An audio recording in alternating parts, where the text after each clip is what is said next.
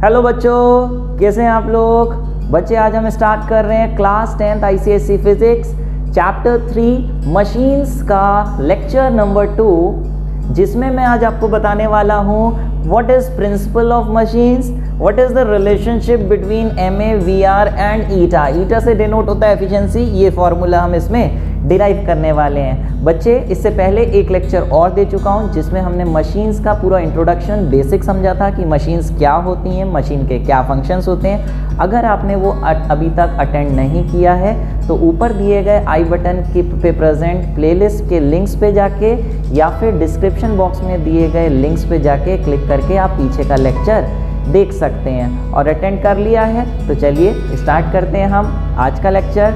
दोस्तों, मैं हूं Vaibhav Agarwal and welcome to your प्यारा सा channel physics bro. Principle of machines पढ़ने से पहले कुछ फर्स्ट चैप्टर का रिकैप कर लें, क्योंकि उसमें कुछ चीज़ें पीछे की यूज़ होने वाली हैं। उसके बाद हम डेरिवेशन भी करेंगे, MA, VR एंड ईटा में रिलेशन की। फिलहाल बात आई, लास्ट लेक्चर में हमने पढ़ाई थी 3 टर्म्स, एक वर्क इनपुट, एक वर्क आउटपुट और एक एफिशिएंसी। याद है क्या होता है वर्क इनपुट? 3 टर्म्स हमने पढ़ी थी, work input, work output and efficiency. Work input क्या चीज़ होती है प्यारे? जो भी हम मशीन को चलाने के लिए अपनी तरफ से एफर्ट लगा के मशीन पे जो हम वर्क करते हैं उसे हम कहते हैं वर्क इनपुट। जैसे कि अगर हमें बताया था मैंने आपको, कार को उठाना है कार जैक का यूज़ करके, तो जैक को हम घुमाते हैं या उसे ऊपर नीचे करते हैं, अलग अलग तरीके के जैक सिस्टम्स होते हैं। तो जैक को घुमाने में हम जो जैक पे अपनी एफर्ट से वर्क कर रहे हैं उसे हम कहेंगे वर्क इनपुट, और उससे कार ऊपर उठने लगेगी तो मशीन जो थी हमारी, जो जैक थी, वो मशीन लोड पे जितना वर्क करेगी, work done by the machine on the load is called work output. ये डेफिनेशंस मैंने आपको पहले बताई थी। Work done on the machine, work done by the machine. On the machine input होता है, by the machine work output होता है। ऑन द मशीन जो होता है वो बाय द एफर्ट होता है, हमारी अपनी फोर्स से, और बाय द मशीन जो होता है वो ऑन द लोड होता है। जैसे हम फोर्स लगा रहे हैं वो एफर्ट हो गई, वो वर्क इनपुट उससे निकालेंगे। जबकि जो कार ऊपर उठ रही है, कार खुद लोड है, तो मशीन लोड पे जो वर्क कर रही है that is called work output. इनका अपना एक फॉर्मूला भी होता है। क्या फॉर्मूला है अभी मैं फिर से बताऊंगा आपको, पहले लेक्चर में बताया था। और एफिशिएंसी क्या चीज़ होती है? एफिशिएंसी ईटा से डिनोट होती है जितना भी हमें आउटपुट में वर्क मिला और जितना भी हमने इनपुट दिया था, इसका जो रेशियो है उसे हम कहते हैं एफिशिएंसी। जैसे हमने 10 जूल का वर्क हमने इनपुट में दिया, लेकिन आउटपुट में 8 जूल का हमें वर्क मिला, तो आउटपुट में 8 जूल का मिला, इनपुट में 10 जूल का दिया था, ये निकल के आ जाएगा 0.8, यूनिट होगी नहीं, कट जाएगा। इसी को हम कहते हैं एफिशिएंसी, जिसे हम परसेंटेज में भी लिख सकते हैं। इनटू 100 से मल्टीप्लाई कर दें तो इसकी एफिशिएंसी 80% हो जाएगी। और 80% का मतलब ये है कि मशीन में जितनी भी इनपुट एनर्जी हम देंगे, इनपुट वर्क करेंगे, उसका 80% आउटपुट में कन्वर्ट होगा और 20% लॉस हो जाएगा। 20% लॉस हो जाएगा। ठीक है, कैसे लॉस होगा, क्यों लॉस होगा, वो अभी आगे पढ़ने वाले हैं। फिलहाल ये चीज़ पीछे की थी, तो चलिए आगे की कुछ नई टर्म्स पढ़ लेते हैं। ये अगर नोट नहीं किया था तो नोट कर लीजिए। तो प्यारे, आ जाइए आज के अपने पहले टॉपिक पे, जो कि है आपका principal of machine. Principal of machine क्या होता है, उससे पहले 2 टर्म्स जान लीजिए। एफर्ट पॉइंट क्या होता है और लोड पॉइंट क्या होता है। नाम से ही पता लग रहा है, हालांकि एफर्ट पॉइंट मतलब वो पॉइंट जिस पे हम एफर्ट लगाते हैं, जिस पे हम अपनी फोर्स लगाते हैं, एफर्ट लगाते हैं, जिसकी वजह से मशीन पे कुछ हम वर्क करते हैं, उस पॉइंट को हम कहते हैं एफर्ट पॉइंट। और जिस पॉइंट से लोड की फोर्स ओवरकम होती है, जिस पॉइंट पे मशीन लोड पे वर्क करती है, उस पॉइंट को हम कहते हैं लोड पॉइंट। जैसे कि यही एग्जांपल हम ले लें कार जैक को कार के नीचे लगाया उसको ऊपर उठाने के लिए। अब कार जैक का हैंडल हम घुमा रहे हैं, तो जिस पॉइंट पे घुमा रहे हैं वो हो गया एफर्ट पॉइंट। और एक पॉइंट ऐसा होगा कार जैक का जिस पॉइंट से कार उठ रही होगी, जो मशीन है, जो कार जैक है, वो कार पे लोड पे फोर्स लगा रहा होगा उसे ऊपर उठाने के लिए, उस पॉइंट को हम कहते हैं लोड पॉइंट। तो एफर्ट पॉइंट और लोड पॉइंट से यहाँ क्या लेना देना है, देखिए प्यारे। उससे पहले 2 टर्म्स और, इनपुट एनर्जी क्या चीज़ होती है और आउटपुट एनर्जी क्या चीज़ होती है। बच्चे, अगर पूछा जाए कि इनपुट एनर्जी क्या चीज़ होती है, तो बहुत ही सिंपल भाषा में आपने देखा दो तरीके के वर्क पढ़े आपने, एक वर्क इनपुट और एक वर्क आउटपुट। मशीन पे जितना भी वर्क करते हैं हम at the point of effort या at the effort point, work done on the machine at the effort point, वही वर्क से हम एनर्जी जितनी दे रहे हैं मशीन को उसे हम कहते हैं इनपुट एनर्जी। नाम से ही पता चल रहा है इनपुट में जितनी एनर्जी देते हैं, तो इनपुट एनर्जी का फॉर्मूला हो जाता है, का डेफिनेशन हो जाती है, it is equal to the या it is defined as the work done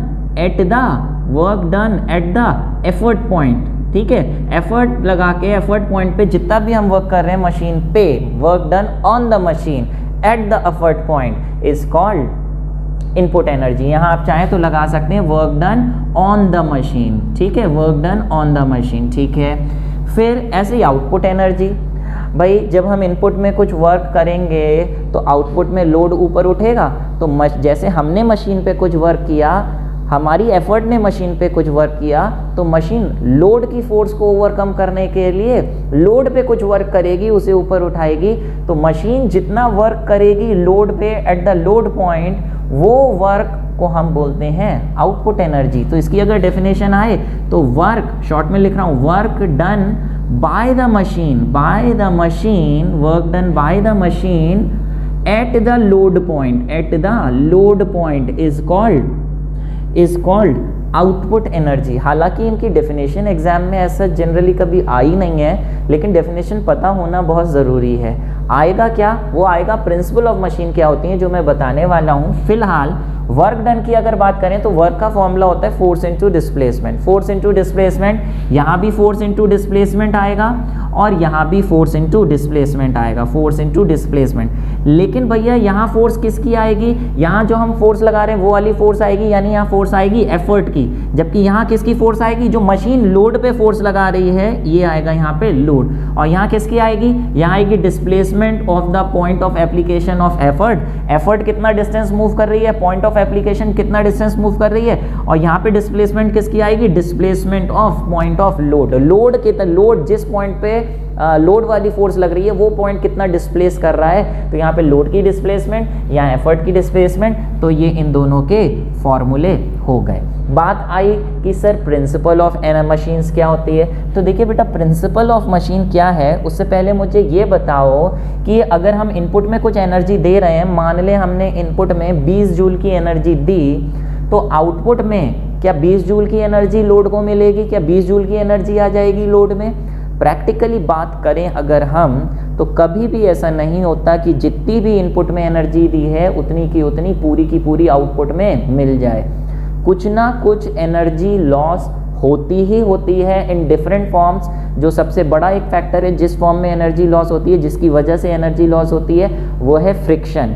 जैसे अगर हम कार जैक को चला रहे हैं, मैं बार बार कार जैक का एग्जाम्पल ले रहा हूँ, शुरू से एक एग्जाम्पल लेके हम आपको समझा रहे हैं, हालांकि ये हर मशीन के साथ ऐसा होता है जो मैं बता रहा हूँ। अगर हम कार जैक की बात करें, कार जैक को घुमाएंगे तो उसके कुछ मूविंग पार्ट्स होंगे, उसमें कुछ फ्रिक्शन होगा, तो आप सोचिए उसे घुमाने के लिए आपको कुछ वर्क ज़्यादा करना पड़ेगा, क्योंकि वो जो फ्रिक्शनल, जैसे लोड को ऊपर उठाना है तो लोड के ऊपर उठाने के लिए जितना वर्क करना है, जितनी एनर्जी देनी है, वो तो आपको करना ही पड़ेगा, उतना एनर्जी उतना वर्क। लेकिन फ्रिक्शन के अगेंस्ट फ्रिक्शन को ओवरकम करने के लिए, जैसे लोड को ओवरकम करने के लिए, ऐसे ही फ्रिक्शन को ओवरकम करने के लिए आपको कुछ एक्स्ट्रा वर्क करना पड़ेगा, कुछ एक्स्ट्रा एनर्जी देनी पड़ेगी, जिसकी वजह से इनपुट एनर्जी कह लो या वर्क इनपुट कह लो, हमेशा रियलिटी में, अगर हम एक्चुअली बात करें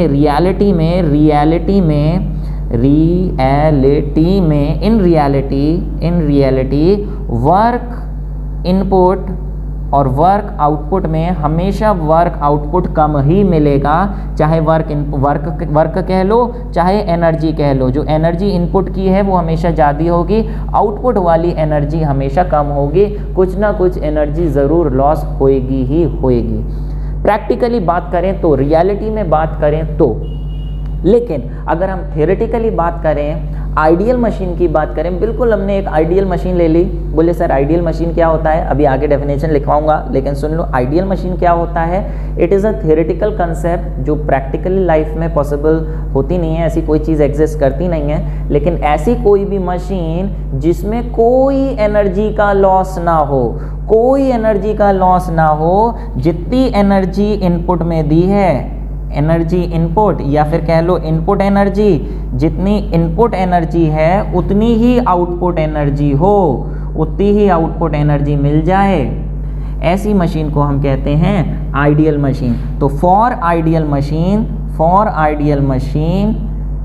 ideal machine input energy is equal to output energy, इसी को हम कहते हैं प्रिंसिपल ऑफ मशीन। ये नोट कर लीजिए, ये है आपका प्रिंसिपल ऑफ मशीन, इतना सा, ठीक है। हालांकि प्रैक्टिकली तो ऐसा हो ही नहीं सकता, क्या इनपुट एनर्जी आउटपुट के बराबर हो सकती है, नहीं हो सकती है, लेकिन थियोरेटिकली आइडियल मशीन के लिए इनपुट एनर्जी आउटपुट की जितनी एनर्जी देंगे उतनी आउटपुट एनर्जी मिल रही है, ऐसे को आइडियल मशीन कहते हैं और इसी को हम प्रिंसिपल ऑफ मशीन कहते हैं। बात समझ पा रहे हैं कि नहीं समझ पा रहे हैं? तो अब क्योंकि दो तरीके की मशीन्स आ गई, एक आइडियल मशीन और एक एक्चुअल मशीन। आइडियल मशीन अलग, वो थियोरेटिकल कंसेप्ट है, एक्चुअल मशीन प्रैक्टिकल कंसेप्ट है। क्या डिफरेंस है दोनों में, एक बार देख लेते हैं अगले पेज पर। ओके मेरे बच्चों, तो बात आई यहाँ पे आइडियल मशीन क्या होती है और एक्चुअल मशीन क्या होती है। अभी आपको बताया कि ऐसी मशीन, द मशीन लिख लेना, the machine in which there is no loss of energy, the machine in which there is no loss of energy. No loss of energy कब होगा, नो लॉस ऑफ एनर्जी तब होगा when input energy is equal to, input energy is equal to output energy. ऐसी machine को हम कहते हैं क्या, आइडियल मशीन। रियलिटी में ऐसी कोई मशीन होती नहीं है, प्रैक्टिकल लाइफ में कभी भी इनपुट आउटपुट के बराबर नहीं हो सकती, लेकिन थियोरेटिकली जिस मशीन में होता है उसे हम कहते हैं आइडियल मशीन। और ऐसी मशीन की एफिशिएंसी कैसी होगी भैया, एफिशिएंसी का फॉर्मूला होता है work output upon work input. बेटा ये भी फॉर्मूला होता है, चाहे वर्क की जगह एनर्जी भी लिख सकते हो, energy output upon energy input. भाई अगर जितनी इनपुट एनर्जी है उतनी आउटपुट एनर्जी है, दोनों अगर सेम है तो काट दो तो आंसर क्या आ जाएगा, सेम कट जाएगा, 1 आ जाए। ऐसी आइडियल मशीन की एफिशिएंसी 1, या परसेंटेज में लिखें तो इंटू 100 करेंगे तो 1 इंटू 100 कितना आ जाएगा, 100%। तो आइडियल मशीन की एफिशिएंसी हमेशा 100%। ये MCQs में, फिलिप्स में कहीं पे पूछा जा सकता है कि आइडियल मशीन की एफिशिएंसी कितनी होती है या 100% एफिशिएंसी किसकी होती है, तो आप नोट कर लीजिए। एक्चुअल मशीन में क्या होता है, एक्चुअल मशीन में यहाँ खुद लिख लीजिएगा, मैं डिक्टेट कर रहा हूँ, जैसे यहाँ पे in which there is no loss of energy, ये आइडियल मशीन। ऐसी एक्चुअल मशीन में आप लिख दीजिए the machine in which output energy is always less than input energy due to loss of some amount of energy is called actual machine. फिर से note कर लीजिए, ऐसी मशीन जिसमें output energy is always less than input energy, output energy is always less than input energy, ऐसी machine को हम कहते हैं क्या, एक्चुअल मशीन। ठीक है, तो अगर इसकी हम एफिशिएंसी की बात करें तो इसकी एफिशिएंसी का फॉर्मूला, क्योंकि work output upon work input है, या कह low energy output upon energy input है, तो प्यारे आउटपुट वाला हमेशा वर्क और एनर्जी, न्यूमरेटर हमेशा छोटा होगा। छोटी चीज़ को बड़ी चीज़ से डिवाइड करेंगे तो हमेशा वैल्यू फ्रैक्शन डेसिमल में 1 से कम ही आएगा। छोटी चीज़ को बड़ी चीज़ से डिवाइड करोगे तो हमेशा इसका वैल्यू लेस देन 1 ही आएगी। लेस देन 1 कह दो या फिर लेस देन 100% कह दो। यानी एक्चुअली अगर हम बात करें तो प्रैक्टिकल लाइफ में एक्चुअल मशीन्स की एफिशिएंसी कभी भी 1 या 100% नहीं होती, उससे कम ही होती है। अगर हम कह रहे हैं किसी की एफिशिएंसी 60% है, इट मीन्स जितनी भी हम उसमें एनर्जी देंगे आउटपुट उसका वो सिर्फ 60% देगी, 40% एनर्जी उसकी लॉस हो जाएगी। किस किस रीजंस की वजह से वो लॉस हो सकती है वो अभी हम देखने वाले हैं। फिलहाल 40% उसकी लॉस हो जाएगी। तो हम कोई भी मशीन जब डिज़ाइन करते हैं तो चाहते हैं कि उसकी एफिशिएंसी कैसी हो, कम से कम हो या ज़्यादा से ज़्यादा हो। ऑब्वियसली डिज़ाइनिंग करते समय ये इस तरीके से डिज़ाइन रखी जाती है कि एफिशिएंसी मैक्सिमम से मैक्सिमम हो, ताकि उसका एनर्जी लॉस कम से कम हो और आउटपुट में हमें ज़्यादा से ज़्यादा एनर्जी मिल पाए। हालांकि रियलिटी में कभी भी 100% एनर्जी तो कन्वर्ट नहीं हो पाती, लेकिन कोशिश यही की जाती है। अब वो एनर्जी का जो लॉस होता है वो किन किन रीजंस की वजह से होता है ये भी देख लेते हैं अगली स्क्रीन पर। लेकिन उससे पहले आप ये दो डिफरेंसेस हो गए, ये दोनों डिफरेंसेस नोट कर लीजिएगा। पहला डिफरेंस उसकी डेफिनेशन, दूसरा डिफरेंस एफिशिएंसी। ये नोट कर लीजिए पॉज करके, फिर बढ़ते हैं आगे। तो लीजिए बात आ गई, state the reasons of loss of energy in actual machines. Actual machine में एनर्जी का लॉस क्यों होता है? एक रीज़न तो मैंने बताया था कि मशीन्स में जितने भी मूविंग पार्ट्स होते हैं प्यारे, उसमें फ्रिक्शन होगा ही होगा।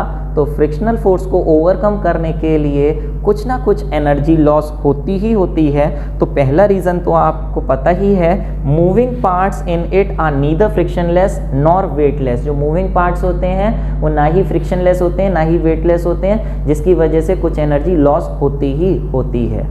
बोले चलिए सर फ्रिक्शनलेस समझ में आएगी, फ्रिक्शनलेस नहीं होते हैं, कुछ ना कुछ फ्रिक्शन होता है तो ओवरकम करना पड़ता है। सर ये वेटलेस का क्या मतलब है?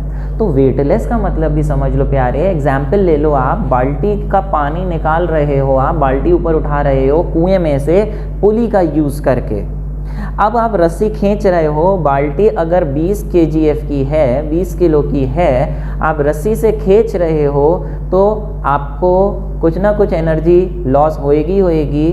क्यों? पहला फ्रिक्शन की फॉर्म में, जो पुली है, पुली जब गोल गोल घूमेगी तो उसमें कुछ ना कुछ फ्रिक्शनल फोर्सेस लग रही होंगी, उसमें हीट की फॉर्म में एनर्जी लॉस होगी, साउंड की फॉर्म में एनर्जी लॉस होगी, गड़गड़ आवाज़ निकलेगी। दूसरा आप ये भी तो सोचो कि पुली से आप जब बाल्टी खींच रहे हो तो हवा में थोड़ी ना खींच रहे हो, रस्सी भी तो बांध रखी है। अरे रस्सी का भी तो अपना कुछ वज़न होगा। तो बाल्टी अगर 20 kgf की थी, 20 kgf की थी, तो 2-3 किलो की रस्सी भी तो होगी, तो उसका वजन भी तो आपको उठाना पड़ रहा है खींचते समय। जो रस्सी लटक रही है तो एक्स्ट्रा मेहनत लगेगी कि नहीं लगेगी? बिल्कुल लगेगी। तो इसलिए जो पार्ट्स होते हैं वो कुछ ना कुछ उनका वेट होता है, वो भी एक तरीके का लोड होता है, उसको भी ओवरकम करना होता है मेन लोड के साथ, जिसकी वजह से हमें कुछ एक्स्ट्रा एनर्जी इनपुट देनी पड़ती है आउटपुट को ओवरकम करने के लिए। ठीक है, तो इसलिए पहला आप नोट कर लीजिए, moving parts in it are neither frictionless nor weightless.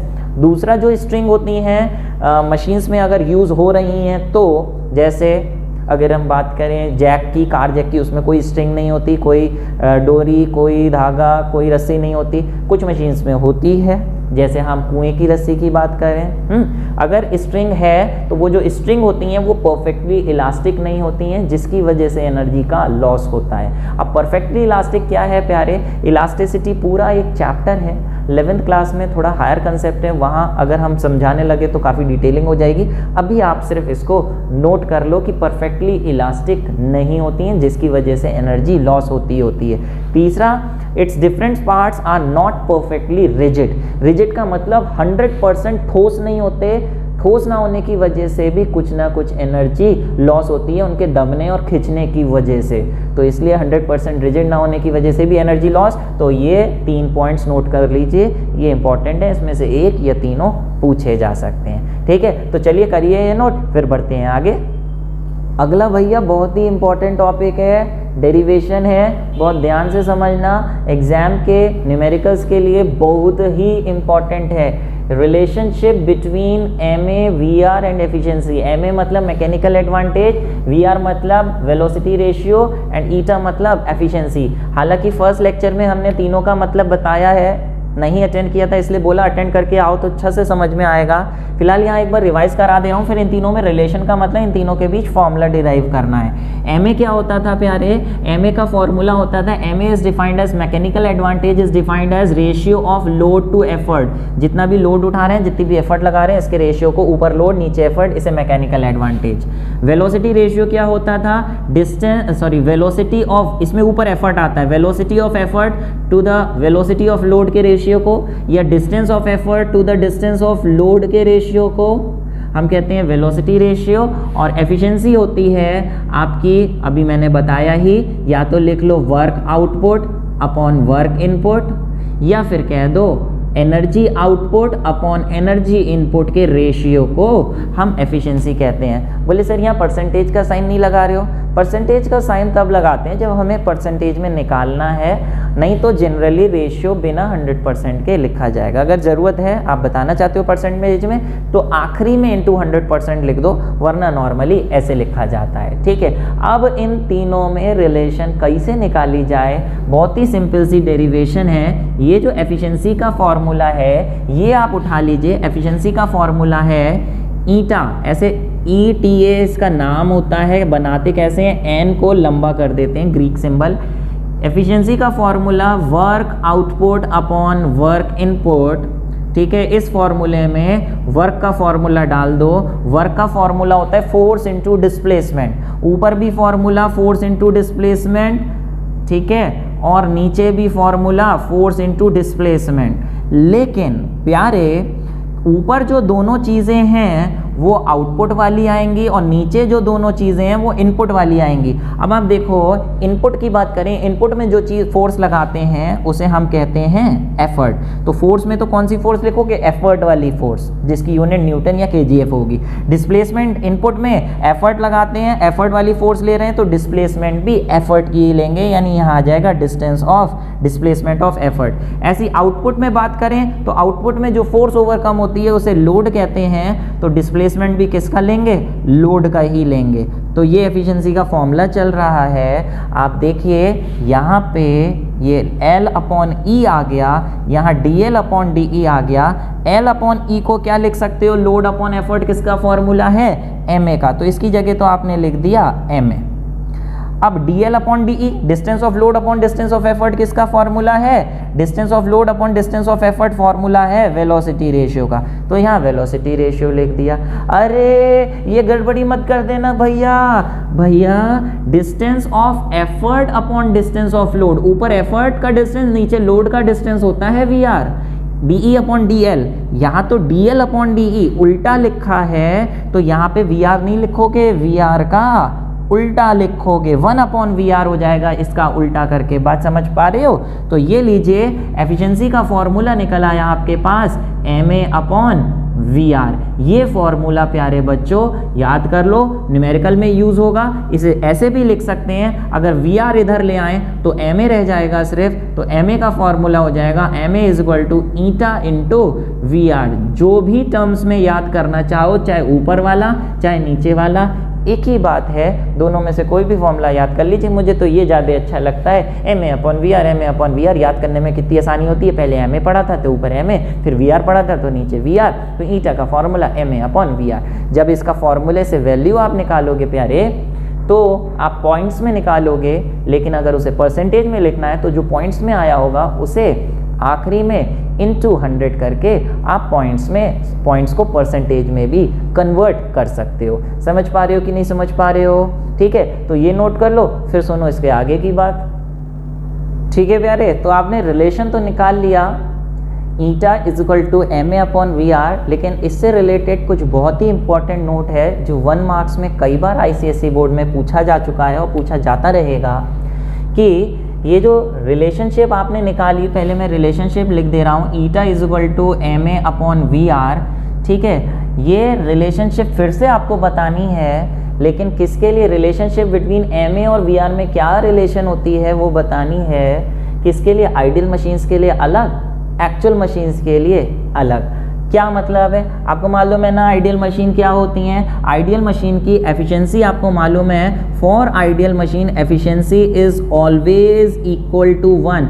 ऐसी मशीन जिनकी एफिशिएंसी इक्वल टू 1 है, वर्क आउटपुट वर्क इनपुट के बराबर है, एफिशिएंसी 1 या 100% है, उसे हम आइडियल मशीन कहते हैं। तो सोचो अगर एफिशिएंसी 1 है तो एफिशिएंसी का यहाँ फॉर्मूला डाल दो, क्या आया है आपका? MA upon VR। ये अगर इक्वल टू 1 डाल दो तो आप VR इधर ले जाओ तो 1 इंटू VR ही हो जाना है। इसका मतलब MA और VR में ये रिलेशन है कि MA is equal to VR for ideal machine. Ideal machines के लिए MA और VR इक्वल होते हैं, जितना VR होगा उतना ही MA होगा। नोट कर लो, बहुत ही इंपॉर्टेंट है। नेक्स्ट बात आई एक्चुअल मशीन के लिए। फॉर एक्चुअल मशीन आपको मालूम है एफिशिएंसी क्या 1 होती है? नहीं, 1 से हमेशा कम होती है, 100% से हमेशा कम होती है। Efficiency is always less then 1, जैसे कि अभी आपने देखा था 0.8, 0.9, 0.7, 0.6। तो एफिशिएंसी का फॉर्मूला यहाँ डाल दो MA/VR, ये लेस देन 1, इसकी जगह ये लिख दिया। अब VR अगर इधर ले जाएं तो MA यहाँ साइन वैसे ही रहेगा, VR इधर चला गया तो ये आ गया VR। तो एक्चुअल मशीन्स के लिए MA हमेशा लेस देन VR होता है, आइडियल के इक्वल टू 1, और एक्चुअल मशीन में MA हमेशा लेस देन 1 होता है प्यारे। इसको नोट कर लो, ये बेहद इंपॉर्टेंट है। 1 मार्क के लिए पूछ लेंगे, बताइए कि MA VR से लेस कब होता है? तो आप कह दोगे जब एफिशिएंसी लेस देन 1 होती है एक्चुअल मशीन्स के लिए MA हमेशा लेस देन 1 होता है, आइडियल मशीन्स के लिए हमेशा इक्वल टू 1 होता है। जल्दी से इसे नोट करो, फिर हम बढ़ रहे हैं एक बहुत ही बेहतरीन न्यूमेरिकल पे। पहले कर लीजिए इसको नोट, फिर देखिए अगला न्यूमेरिकल। ओके प्यारे, देखिए बहुत ही इंपॉर्टेंट क्वेश्चन है, बहुत सारी चीज़ें इसमें पूछी गई हैं। जितना भी मैंने समझाया सारी चीज़ें एक साथ एक ही क्वेश्चन में कवर कर ली गई हैं। इससे सारे कंसेप्ट्स न्यूमेरिकल के आपको क्लियर हो जाएंगे, और उसके बाद फिर इन टॉपिक से रिलेटेड जो भी हमने 2 लेक्चर में पढ़ाया है पिछले, आप ऐसे चुटकियों में निकालने वाले हैं। और क्वेश्चन स्टार्ट करने से पहले ये बता दो, जो भी समझा रहे हैं समझ में आ रहा है कि नहीं आ रहा है? आ रहा है तो बताइए, नहीं आ रहा है तो बताइए, कमेंट बॉक्स आपके नीचे है। फिलहाल चलिए, a machine is driven by 100 kg mass that falls 8 metre. ध्यान से पढ़ना होगा। A machine is driven by, machine 100 kilo mass से चल रही है। जो उसे चलाता है उसे लोड कहते हैं या एफर्ट कहते हैं? ऑब्वियसली एफर्ट कहते हैं। जिस चीज़ से मशीन चलती है उसे एफर्ट कहते हैं। तो एफर्ट हमें दे रखी है कितनी? 100 kg।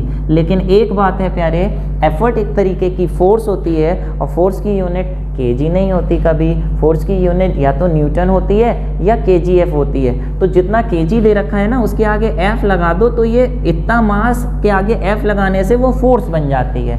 तो आप एफर्ट ऐसे लिख सकते हो, एफर्ट 100 kgf की है, that falls 8 metre in 4 second. 8 metre का डिस्टेंस चल रही है 4 सेकेंड में। ये डिस्टेंस है, डिस्प्लेसमेंट है किसका? एफर्ट का या लोड का?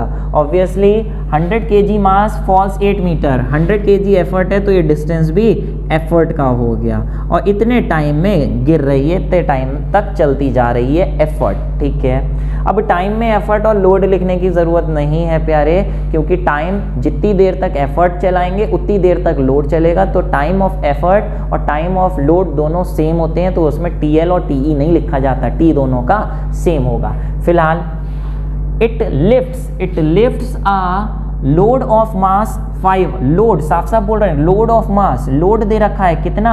500 kg नहीं लिखोगे, kgf लिखोगे। लोड भी एक तरीके की फोर्स है, यूनिट फोर्स वाली kgf लिखोगे। Load of mass 500 kg vertically upwards. ठीक है, जो एफर्ट है वो नीचे गिर रही है और लोड ऊपर उठ रहा है। जैसे एक तरीके की शायद पुली में भी ऐसा ही होता है, पुली नीचे खींचते हैं और लोड ऊपर उठता है, बाल्टी ऊपर जाती है।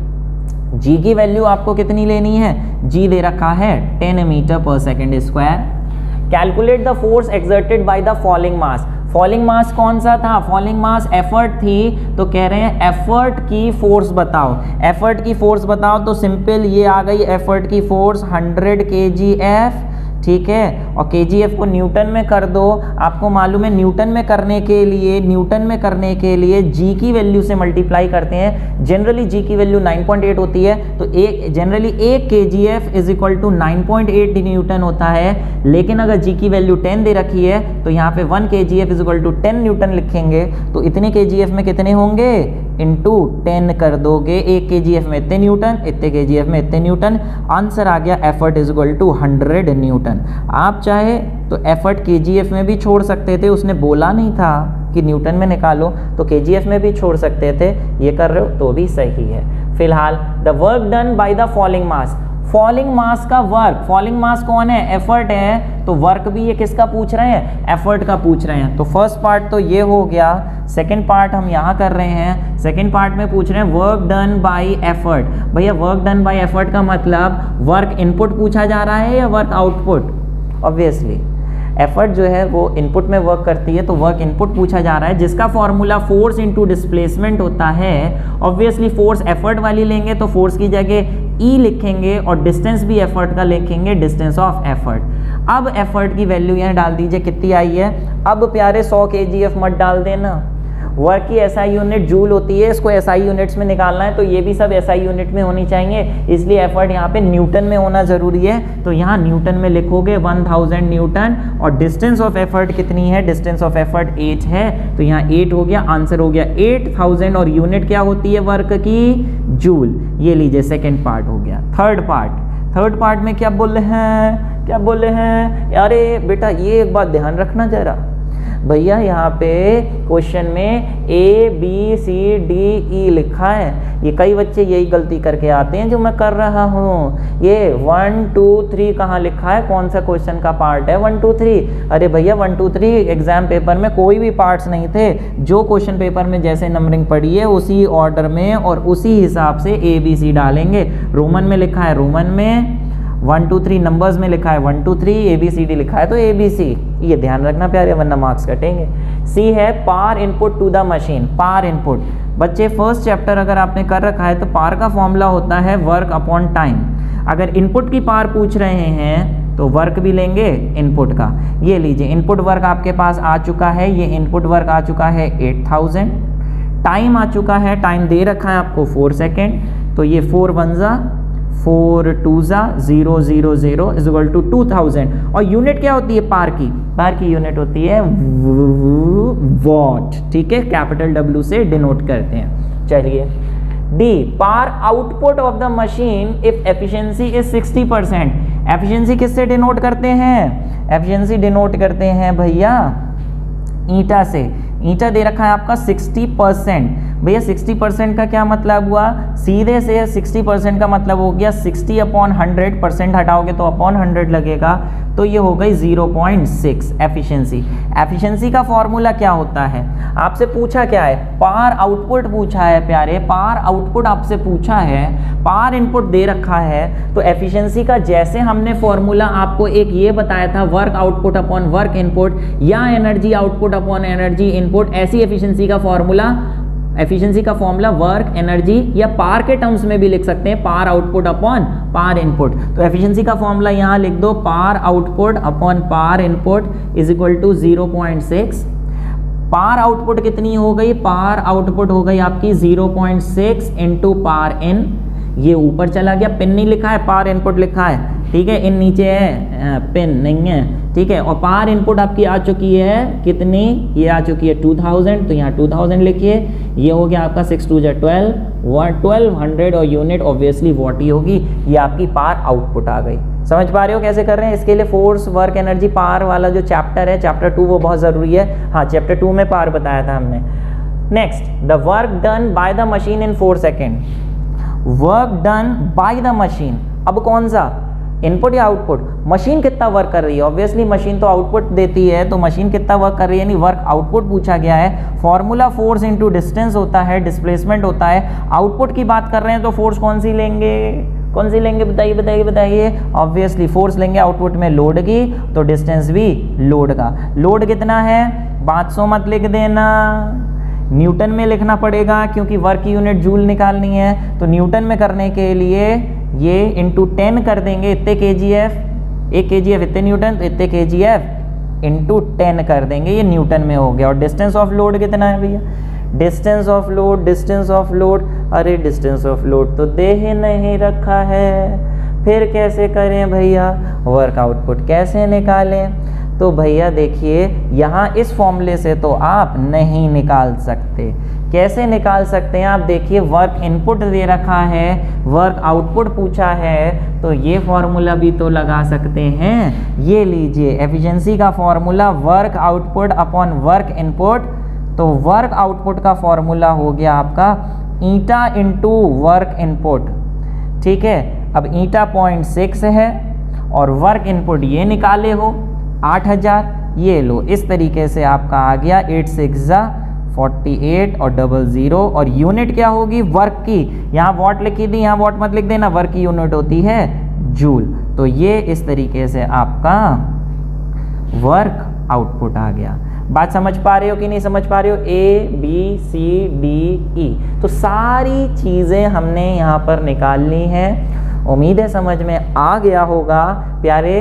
समझ में आ भी गया है तब भी टीपना मत, पूरा क्वेश्चन फिर से रिवाइंड करो जिसमें आंसर ना लिखा हो, अपने आप क्वेश्चन समझ के अपने आप आंसर निकाल लो और फिर फॉरवर्ड करके देखना कि आंसर आपका मैच कर रहा है कि नहीं कर रहा है, तभी इसके आगे की बात सुनना। ठीक है, करिए जो बोला है, फिर बढ़ते हैं आगे क्या कह रहे हैं। तो प्यारे ये था आज का लेक्चर जिसमें हमने थ्योरेटिकल कंसेप्ट्स भी बताए, न्यूमेरिकल भी कराए। उम्मीद है पूरी तरीके से दिमाग में छप गया होगा। और जितना भी पढ़ाया, अगर आपने नोट्स नहीं बनाए हैं प्यारे तो नोट्स ज़रूर बना लो, फिर से रिमाइंड करके देख के। फ़िलहाल ये आज का लेक्चर था। इसके बाद जो अगला टॉपिक है आपकी बुक में वो है लीवर्स का। लीवर्स क्या होते हैं, कितने तरीके के होते हैं, क्लास 1, क्लास 2, क्लास 3 लीवर्स, फिर उसके बाद उसके बहुत सारे न्यूमेरिकल्स हैं। तो अगले 2 लेक्चर्स में हम लीवर्स की बात करने वाले हैं। पार्ट 3 और पार्ट 4 में 2 पार्ट्स हो चुके हैं और फिर पार्ट 5 में आएगा फिर आपका पुलिस। ध्यान से सुनना क्या बोल रहा हूँ, लास्ट पार्ट होगा पुलिस जिसके 2 लेक्चर्स होंगे। एक में हम कंसेप्ट बताएंगे, एक में न्यूमेरिकल्स कराएंगे। लेकिन 2021 में होने वाले एग्जाम्स के लिए यानी सेशन 2020 एकेडमिक सेशन 2020-2021 के लिए ड्यू टू लॉकडाउन कुछ सिलेबस रिड्यूस करा गया है जिसमें आपका लीवर्स वाला पार्ट बिल्कुल भी नहीं आ रहा है।